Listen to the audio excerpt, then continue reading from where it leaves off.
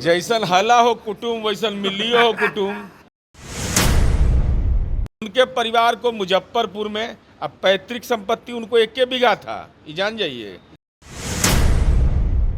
पूरे परिवार को न्याय पालिका के लपेटे में ले लिया और अब आपकी भी दुर्दशा हो रही है, सब परिवार को लपेटे में ले लिया।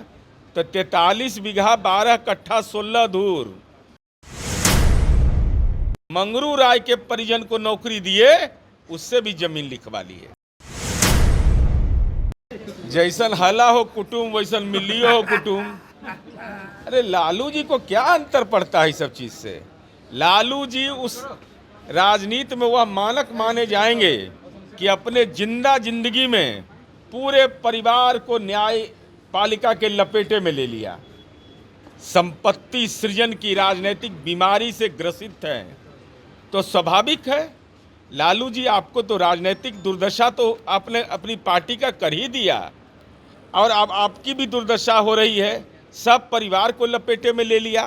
तो 43 बीघा 12 कट्ठा 16 धूर पटना में कोई दलित अल्पसंख्यक पिछड़ा वर्ग को जमीन नहीं है। 400 ना अभी कैसे बढ़ेगा, अभी तो ऑनलाइन कर दिए हैं।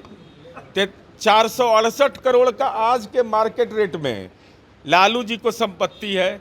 उनके परिवार को मुजफ्फरपुर में अब पैतृक संपत्ति उनको 1 बीघा था, ये जान जाइए।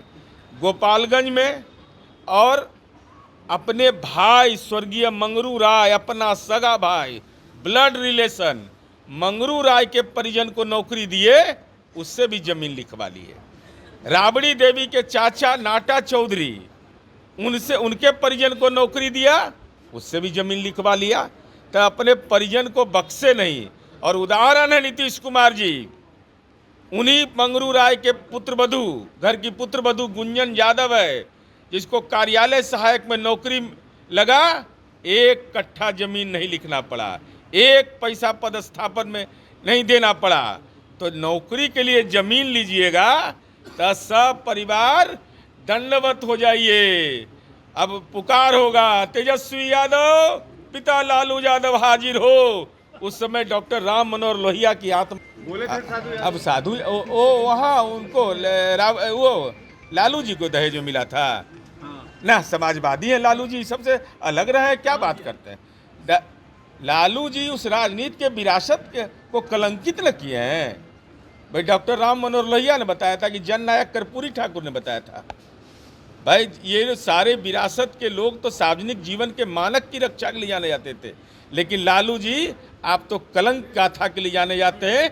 इसीलिए राहुल गांधी जी आपका गौशाला देखने जाते हैं। सर, सुनील सिंह की सदस्यता को लेकर के सुप्रीम कोर्ट नहीं, माननीय सर्वोच्च न्यायालय ने माननीय सुनील सिंह की सदस्यता समाप्त किए जाने के संबंध में न्यायिक आदेश का जो मैंने अब तक पढ़ा है मीडिया के माध्यम से, उसमें है कि दंडात्मक कार्रवाई ज़्यादा कर दी गई, यह टिप्पणी उनकी है। अब इस संबंध में न्यायिक आदेश का पूर्ण अध्ययन करने के बाद ही कोई राजनीतिक टिप्पणी किया जा सकता है।